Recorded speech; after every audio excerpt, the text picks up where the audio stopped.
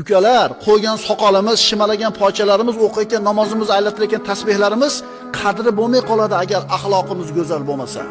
Maddin yo Rasululloh.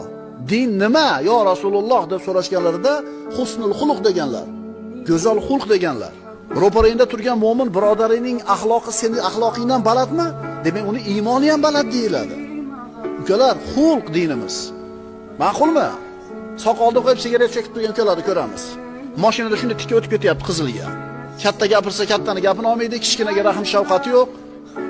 Shundaylar ukalar, xulqinglarni go'zal qilinglar.